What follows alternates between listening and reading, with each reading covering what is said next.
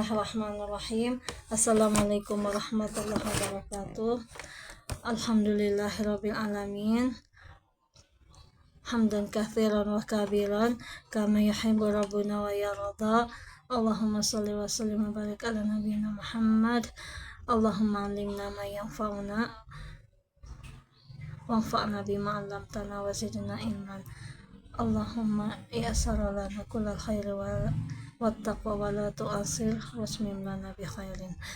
Barakallahu fikum. Kita mulai lagi pembahasan surat An-Nisa, lanjut ayat yang ke-6 setelah kemarin berapa hari habis sakit, habis benerin, habis rapiin rumah, banyak debu, gak kuat debu. Nah ya, a'udzubillahi minasyaitonir rajim.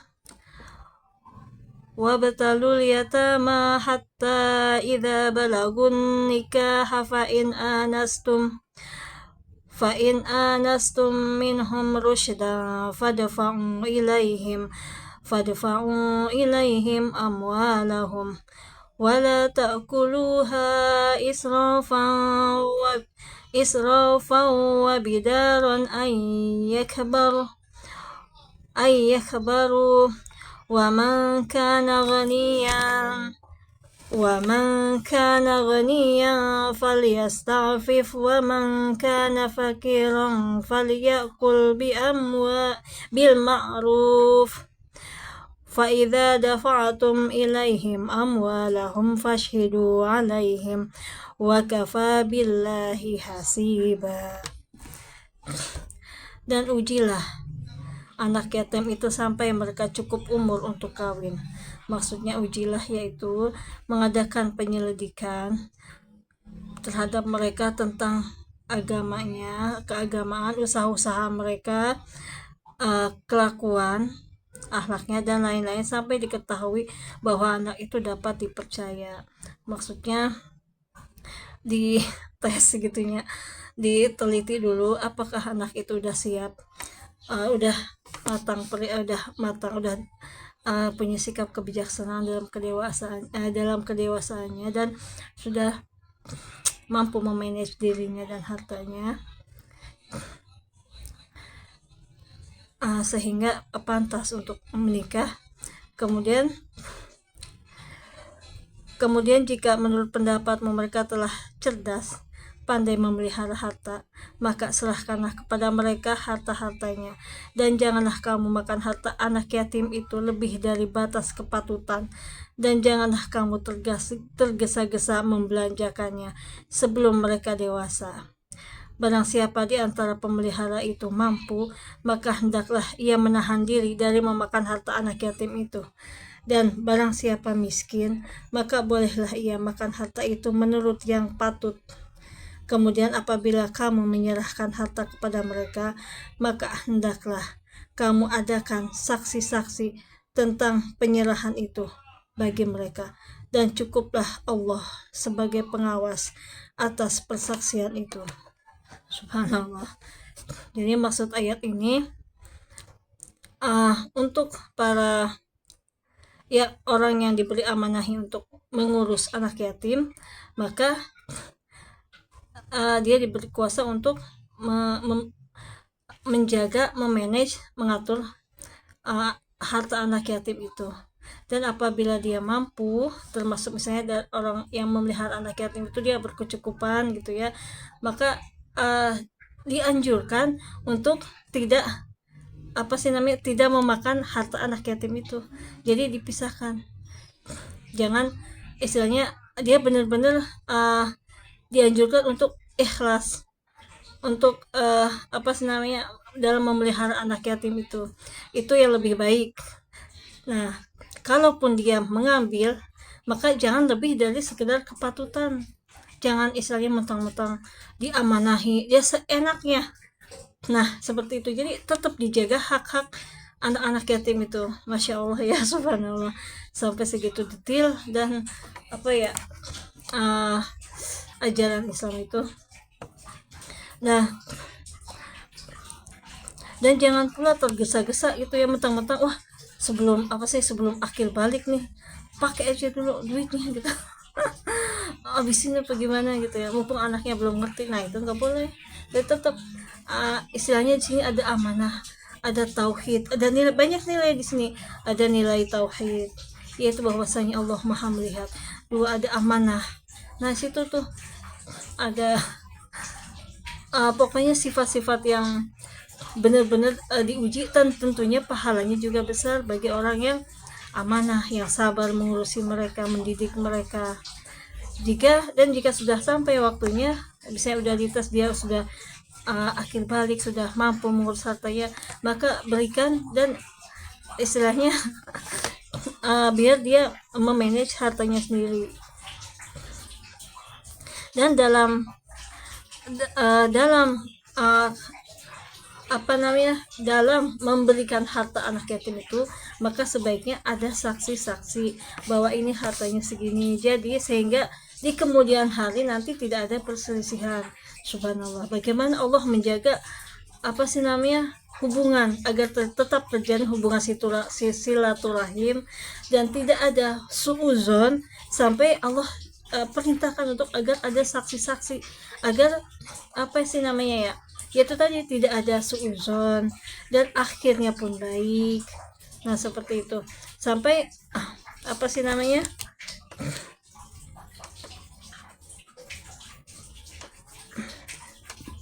cukuplah Allah sebagai pengawas atas persaksian itu. Benar-benar diminta kejujurannya, keikhlasannya, sebagai dia bentuk amal baiknya di dunia.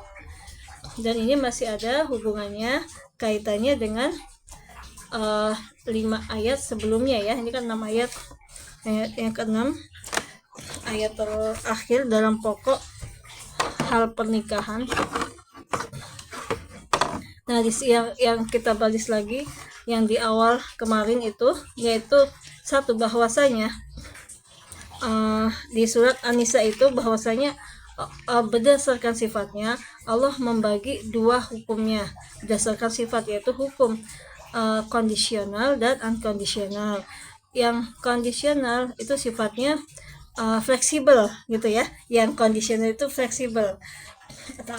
Kemudian yang unconditional itu sifatnya mutlak, harus, wajib ya, seperti tadi sholat, tauhid. Sedangkan yang kondisional itu seperti saum, pernikahan. Nah seperti ini nih,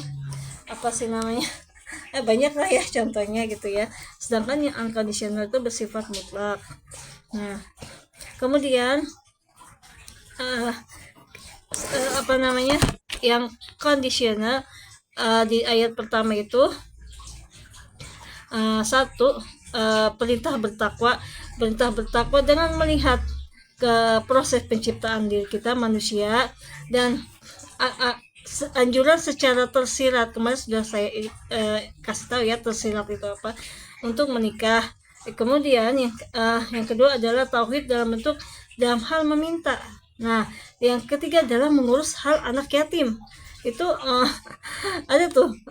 ada sisi tauhidnya, amanah itu kan gitu.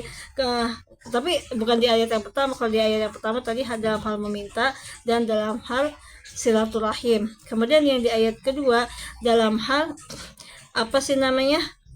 tidak boleh memakan harta anak yatim dan menukar harta yang baik dengan harta yang buruk. Nah dari sini ayat yang kedua ini, maka tidak boleh kita berinfak, siapapun berinfak dari harta yang buruk, karena Allah itu maha baik, hanya menerima yang baik-baik. Tidak mungkin Allah menginginkan hambanya itu yang baik, kasih yang baik, jangan ditukar yang buruk.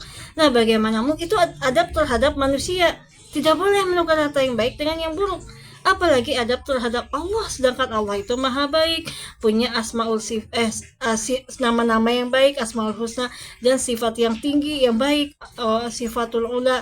Tidak mungkin Allah itu akan mau menerima sudi gitu ya, menerima infak, sedekah, amal dari yang buruk. Dia dari harta hasil mencuri, menipu, memeras, sihir, harta merampok, korupsi. Pokoknya yang seperti itu tuh subhanallah, Allah maha kaya atas segala sesuatu. Tidak mungkin gitu ya. Dan dari peristiwa Qabil dan Habil, kan itu kan ketika dia berinfak menyerahkan itu ya sesembahan, Allah hanya menerima makanan-makanan yang baik, yang buruk tidak diambil. Nah seperti itu. Jadi itu kalau kita memberikan harta dari hasil yang seperti itu, dari hasil menipu segala macam, itu sama saja bentuk penghinaan terhadap Allah. Allah tidak pernah menyuruh hambanya menghalalkan curian seperti NII gitu ya. Itu kan halal dia mencuri. Kalau dia nggak punya hutang, ambil tuh harta majikannya, cincin atau segala macam, itu nggak boleh ya. Istilahnya itu bukan dari ajaran Islam. Islam itu rahmatan lil alamin. Kalau Islam membolehkan pencurian, kezaliman, maka hilanglah rahmatan alaminnya. Itu bukan sama sekali ajaran Islam. Islam justru menjaga, menukar harta dengan yang baik, dan dengan yang buruk aja nggak boleh, apalagi mencuri. Bahkan Rasulullah SAW berkata kalau Fatimah mencuri, potong tangannya. Itu anak yang paling disayanginya. Lalu bagaimana dengan orang yang selain Fatimah? Apakah kita merasa lebih mulia dari Fatimah? Kan tidak. Itu karena itu maka tidak boleh sekali lagi berinfak dengan harta hasil dari yang haram, dari hal yang zalim. Bahkan ada di ayat lain, janganlah kamu memakan harta orang lain dengan cara yang zalim. Subhanallah, apalagi kita memberikannya kepada Allah, berinfak kepada Allah dari hasil yang zalim, tentu kan lebih tidak sopan lagi. Subhanallah, sedangkan Allah maha kaya, tidak butuh itu semua. Kita yang butuh aja jangan gitu, apalagi Allah yang tidak membutuhkan apapun sifatnya kan gitu. Sedangkan kita butuh Allah, itu kita dilarang sama manusia, apalagi kita terhadap Allah yang maha kaya, yang maha dermawan. Apalagi gak butuh sama sekali Allah itu harta kayak gitu ya. Subhanallah. Yang kedua adalah tentang tentang adab menikah, yaitu poligami. Yang poligami ini berurutan ya, itu boleh istilahnya hanya sifatnya anjuran, bukan kewajiban. Kita kondisional, silahkan boleh poligami, boleh tidak, seperti itu. Mungkin yang tidak poligami, tulang rusuknya kembali utuh, satu kesatuan. Sedangkan yang tidak yang poligami, mungkin tadinya satu tulang rusuk hilang, patah-patah jadi 4, jadi 3, atau gimana teh kalau yang istrinya lebih dari 4, misalnya istrinya meninggal, mungkin sudah jadi perintilan. Sudah kembalinya mungkin sudah kembali jadi perintilan gitu. Jadi tidak perlu, intinya hanya seperti itu adalah ketetapan hukum dari Allah ya.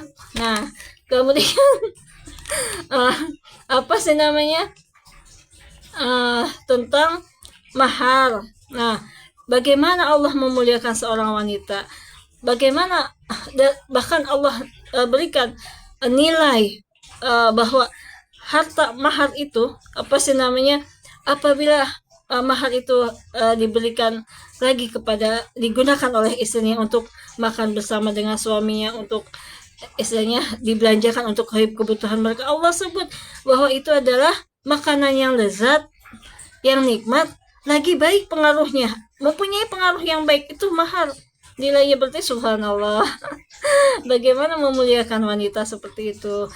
Dan jangan istilahnya di situ diuji, kamu takut kepada mahar atau kepada Allah.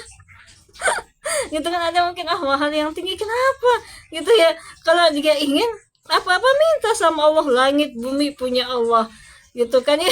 Langit bumi punya Allah, Allah maha kaya. Kalau dia yakin, dia jujur kan gitu ya. Kalau dia jujur, dia ingin mendapatkan itu, karena ingin melaksanakan perintah Allah. Mahar itu kan perintah Allah. Pertama dia perintah Allah, kemudian dia harta yang baik, apalagi baik akibatnya, baik dimakan, sedap dimakan, baik pula pengaruhnya. Maka takut kepada Allah, bukan kepada mahar gitu. Ya tinggal minta, ya Allah, dia jujur, pasti Allah akan memudahkan gitu, Allah akan sampaikan kalau dia jujur kan gitu ya. Pertama ingin mentaati perintah Allah, yang kedua mungkin dia nilai nih wanitanya bagaimana gitu ya, wah kayaknya patut diperjuangkan nih kan gitu kan. Nah itu sih minta kepada Allah. Istilahnya di situ tuh nilai tauhid semuanya sih iya. Semua ayat sini nilainya tauhid semua, cuman ada yang tersurat jelas, ada yang tersirat tidak apa sih namanya, eh kata-katanya itu tersembunyi gitu. Kalau surat itu jelas dinyatakan, itakilah, bertakwalah kamu, yang dengannya dia menciptakan diri kamu dari diri yang satu kemudian dikembang biakan. Itu kan jelas ya, bertakwalah. Isinya mentauhidkan Allah, kan itu bukan bertakwalah. Pertama tuh perintah. Jadi adil itu nanti saya buat rangkumannya insya Allah ya. Jadi adil itu sebelum poligami itu, maka dia adil dalam hal apa? Bertakwa dulu. Jadi perintah bisa dibayangkan, karena apa? Poligami itu kan dia bertanggung jawab terhadap dirinya dan istrinya dan keluarganya semua. Jadi apa sih namanya? Kalau dia punya istri satu, tentu dia jadikan sebelum istrinya takwa, dia dulu harus bertakwa, dia dulu harus adil terhadap dirinya dan terhadap Allah. Karena perintah nikah itu di ayat yang ketiga. Sedangkan ayat yang pertama dan kedua adalah perintah bertakwa. Bertakwa itu tauhid dulu, artinya apa? Adil dulu dia terhadap dirinya, dia punya kebijaksanaan dulu terhadap dirinya, terhadap keluarganya, terhadap, dan di sini adalah perintah yang pertama itu perintah tauhid. Nah, kemudian menjaga silaturahim dan dalam hal meminta. Kemudian dia bisa juga nih akhlaknya. Jadi sesudah tauhid itu jangan dia berbuat curang, adil gitu. Jadi kan janganlah menukar harta yang baik dengan harta yang buruk. Itu sifat apa? Adil dan bijaksana. Tauhidnya benar, keadilan benar. Artinya apa? Kedewasaannya itu dilandasi dengan keadilan, kebijaksanaannya itu dilandasi dengan ketakwaan dan keadilan. Barulah perintah ayat yang ketiga, perintah dia sudah mampu begitu, barulah dia bisa perintah anjuran menikah, kan gitu secara jelas di sini tuh ya, di ayat ketiga itu anjuran perintah menikah itu dan perintah berbuat adil dengan tegas diterangkan di ayat yang ketiga. Dan jika kamu tidak mampu, khawatir tidak bisa berlaku adil, bagaimana Allah apa sih namanya mengingatkan kita supaya berhati-hati dalam keadilan ini. Karena apa? Anda punya istri satu, nanti di akhirat akan dimintai pertanggungjawabannya. Kan gitu, apakah sudah ngajar istrinya dengan baik? Apakah istri kamu bertauhid juga? Bagaimana dia? Sedangkan anak suami itu tanggung jawabnya adalah istri dan anak-anaknya gitu, kalau nggak salah saya dengar ya. Sedangkan istri bertanggung jawab terhadap anak-anaknya. Kalau istrinya nggak benar sekian tahun, kenapa istrinya nggak benar? Suaminya nggak benar, ngajarinnya nggak benar, kan gitu. Pasti kalau sudah berumah tangga itu sedikit banyak ada pengaruh gitu ya. Nah, sedangkan yang jadi kata Allah kan ku anfusakum wa ahlikum naron. Jadi dia dulu yang dia harus menjaga dirinya dari neraka dulu, baru keluarganya. Nah, baru kemudian orang lain. Nah, seperti itu urutannya. Kalau dia punya misalnya istri lebih dari satu, maka istilahnya apakah dia mampu, kan gitu ya, apa sudahkah dia mendidik istrinya, mampu mendidik istrinya, bukan hanya pikir punya duit nih, sekedar punya duit gini-gini, tapi dia tidak mempertimbangkan apa namanya agama istrinya nanti bagaimana. Nah, seperti itu.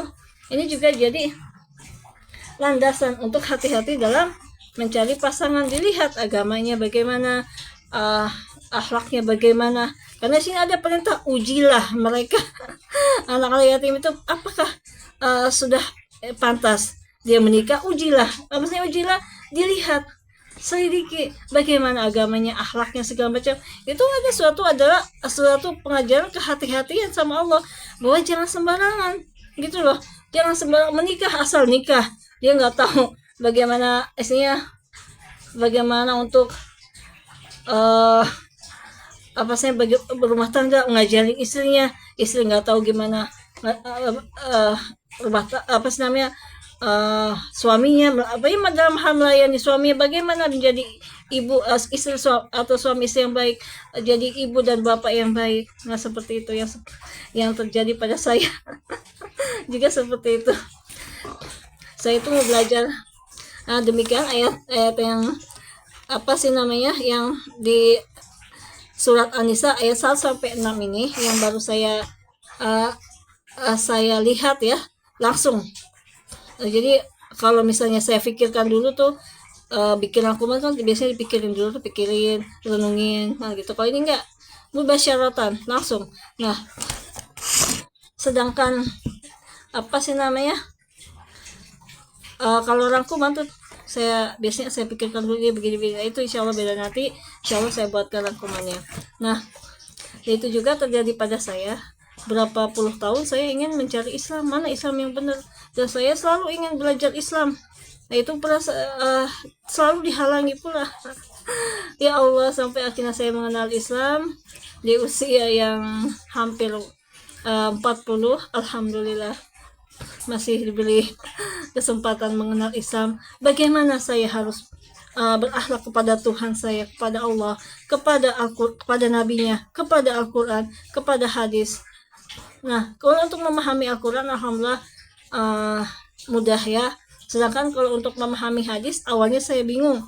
Sebab kalau hadis itu kan dari riwayat ini, an siapa gitu, kola, terus an ini kola, saya bilang kok banyak kolanya, mana hadisnya. Ternyata hadis cuma sedikit gitu.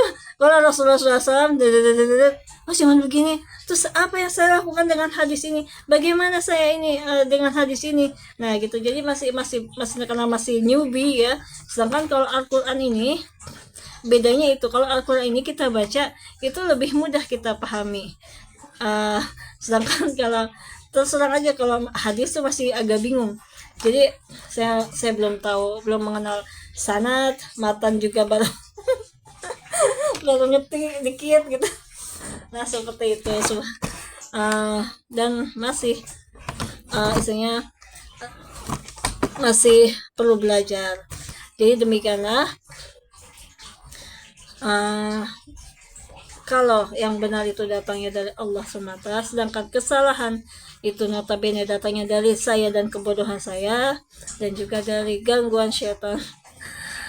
A'udzubillahi minasyaitonirrajim. Barakallahu fikum. Subhanakallahumma bihamdika asyhadu an la ilaha illa anta astaghfiruka wa atubu ilaik.